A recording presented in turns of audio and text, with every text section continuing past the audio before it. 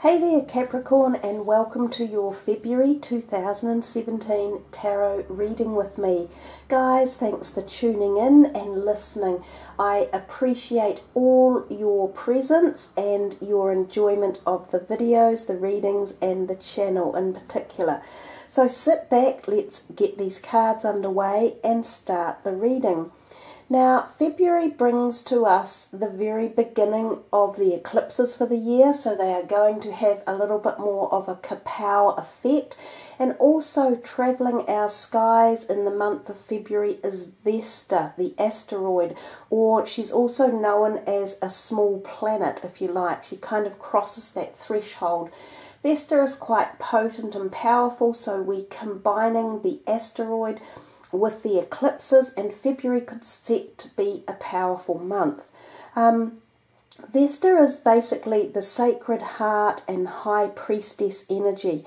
She is kind of also initiates the Vestal Virgin energy, and interestingly enough, 2017 is talked about as the Vestal Virgin year as well. So we're getting a double up of this celestial feminine energy in 2017, and a lot about coming back to nurture your own sacred sexual self and your feminine creative energies. So Vesta represents our ability to integrate and focus and bring wholeness to yourself. She's the sacred feminine creative energy, which allows us to regenerate ourselves and dedicate ourselves to aspirations, plans and goals. She's the guardian of joy and passion within your soul, and she represents the fire of spirit. She teaches us to renew ourselves. So she's worthwhile kind of tuning in on for this month of February. February could be a really, as I said earlier, powerful month with a lot of opportunities to take yourself forward for the rest of the year. And of course the Chinese fire rooster year has only just begun too, in I think it was January the 19th or 20th. So there's a lot of newness still in these first couple of months for you all. We're going to do 4 cards from the Rider-Waite and then an overall energy card from the Morgan Greer deck to see what your energies are for the month of February. You have got the Queen of Swords, the Six of Pentacles, the High Priestess and the Hanged Man, and we will just pick one of these and see what your overall energy is. Now, if any of these cards duplicate themselves, because we are using the 2 decks, the message will again be even more poignant. So this is Capricorn, of course. Let's see, guys. The Page of Swords. So I'm just going to move that back so we can clearly see it. You have 2 court cards, the Queen and the Page of Swords here. You have 2 major arcanas, the High Priestess and the Hanged Man, and you have Pentacles, your own energy. So I should have said 2 sword court cards in actual fact. So we're rolling into February, and we start off firstly with the Queen of Swords, often inferred as an air sign person and often a woman of moderate age, you know, mid-age. She can be someone within the family, so that's your Gemini, Aquarius or Libra energies. They could be someone who is giving you advice or is on your mind at the beginning of the month of February. She can be quite good with legal matters or written documents or formulating strategies. She's intellectual, so her mind is always connected. She could be someone that you seek for not necessarily mediation, but for perhaps not intervention either. I'm trying to think of the right word here. She could be someone who gives you assistance in combining something to bring it together to form an outcome. That could be the signing of documents. So she could be a representative for a legal issue, or it could even be something like you're signing up a new year of courses or something that you're taking, and she's part and parcel of this. She could be within the family group, or she could be like a mother figure or a grandmother figure that is also there to offer advice or support one way or another. For some of you, Capricorn, she could even be a new love possibility coming into your life. So when the court cards come in, they can have so many different variables, but they usually always refer to other people in your reading. The sword sign energy court cards, the queens, the kings, the pages and the knights, always with the swords, cut things up and get things going. So there's a degree of activity within this month for you at the very beginning. And also with the fact that your Page of Swords is your overall energy card. Again, he just bolsters energy up and he gets you going, and he gets a surge of get out there and let's start this and fire it up and crank something into action. He can often be an initiator of new plans, new ways forward, getting you excited and getting you kicked into action. So sometimes he hangs around and sometimes he doesn't. It's often his job to be the initiator. So if this is his energy, he may be here for the month, or he may be someone you know who is within a group of friends who helps stir you up and push you along. He can also be energy that just says, right, we're creating action this month. We're not going to sit back on our laurels. We want to go, boom, we're doing something, we're starting something, and we're passionate about it. We're kind of like fired up. We're going to find out what it's all about. So that's the energy that the Page of Swords can bring in as well. And I know he's your overall energy, but he's also looking out. We come to the second card, which you can sort of say is the second week for the month, and you have the Six of Pentacles. Your own energy here, the Capricorn money, finances, earth energy sign. In the Rider-Waite, the card doesn't look that nice. It kind of, you see these two beggars on the ground and you think, oh my God, what's going on here? But it's a more positive card than it appears. The man in the background is probably the nicer perspective of it, and the card does weigh itself in both ways, and we see the scales that man has on his left hand there holding it. So this card tells us you need balance in your life and around the area of finances as well. So there's a possibility that in that second week you will need to maintain balance. But the other positives about the card are that it's about give and take. And there's always in life cycles. Every cycle revolves around the essence of being able to give and take. Sometimes we are in the position of taking, other times we are in the position of being able to give and support and nurture. And whichever one this will be for you, they both fulfill needs, requirements and actions forward. If you are receiving, it can be receiving love, support, nurture, which means you are taking, if you like. So that means there are people in your life who are giving you this as well, which is wonderful when you have people around who are there to give you all the things that you need, whether they be emotional, financial, physical, or spiritual. On the other hand, if you're the person giving, every time we give, we create this amazing pathway of gratitude, because we are saying we're happy with what we've got and we are pleased to be able to give back, to promote others and help them and support them and nurture them.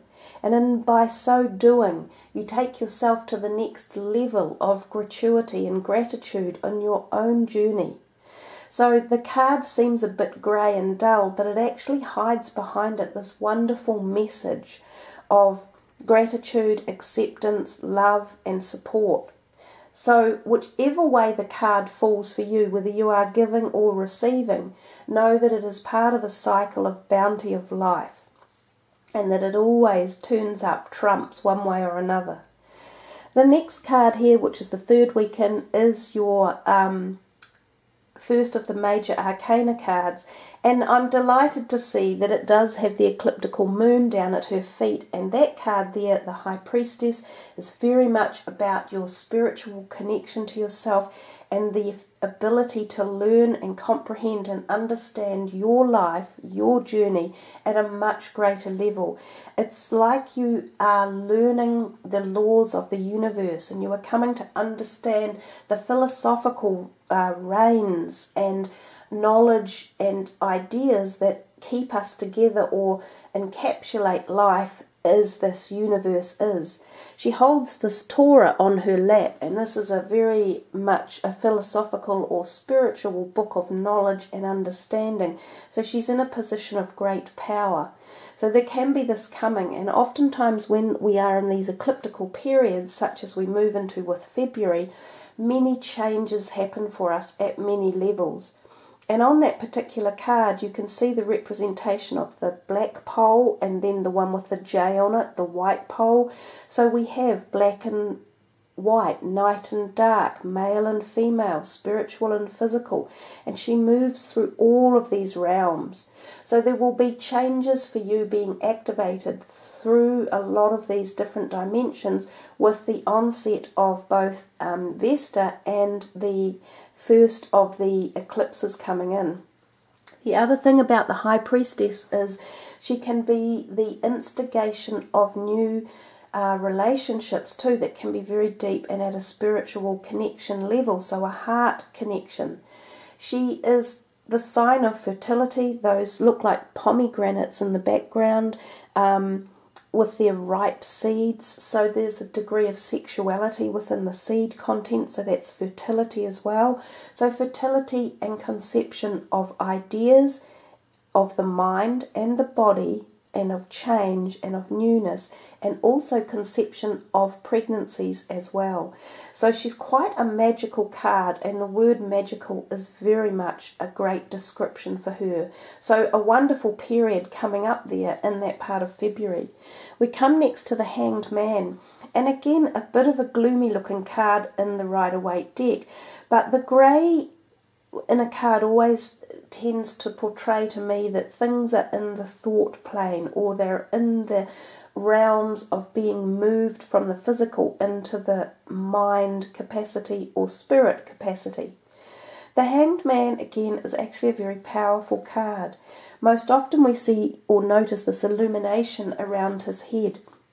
When we see that, we know that we are getting illuminated ideas of the mind, that something in our mind or our head is being opened, or we are allowing greater access again from the whole connection to collective consciousness and the universe around us, and why we're here and why we're living.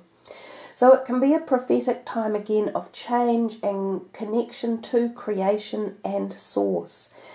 A powerful card, and you've got two of them together, so there could be something quite deep coming up for you guys, that you get this aha-ness or this wonderful feeling of being connected to life and the universe and the greater concepts of why we're here.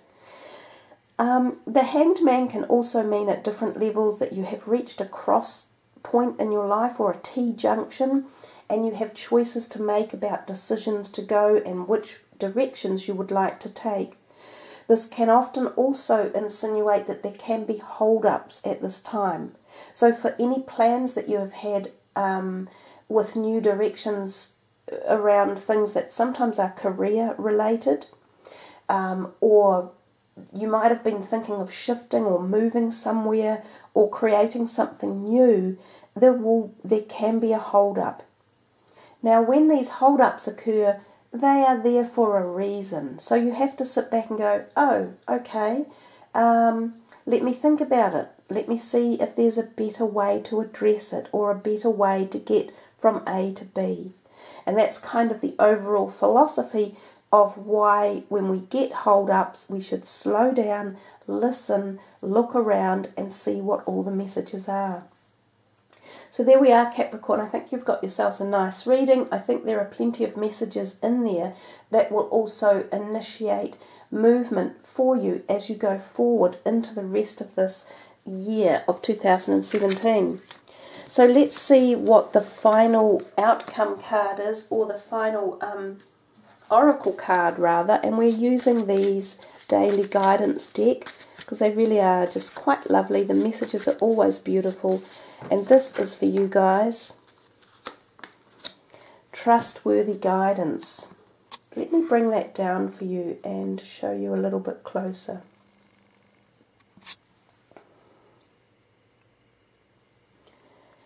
You've received a wonderful idea as an answer to your prayers. This idea is real and trustworthy.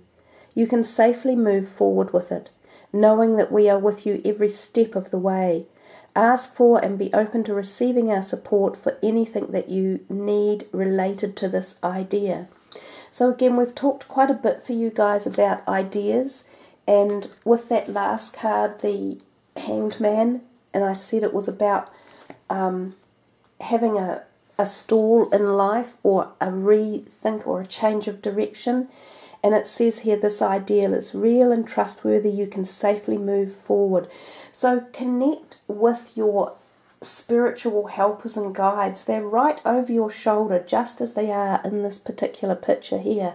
And when you ask for support and help, or some breakthroughs with your ideas, or when you reach a crossroad and a decision, if you connect at that innate level of the spiritual connection, you will find your answers come to you with much more in-depth feeling and connection, and you'll know when they feel right. Trust your inner ability to know. Trust the gut instincts, trust the feelings, and be prepared to take a step forward, because they're telling you, if you've got ideas and thoughts, go for it. Don't sit back. This is the year to manifest things. This is the year to get on the bandwagon and really go for it. So there we are, Capricorn. I think you've had some lovely messages and some really nice cards turn up. So I wish you all the very best for February. Thank you all for listening, subbing and liking and commenting. I love to read all your comments and all your stories and things that are happening to you. And I try to answer each and every one. So thank you again, guys. I am truly appreciative of all of you being with us. Take care, everyone. Namaste.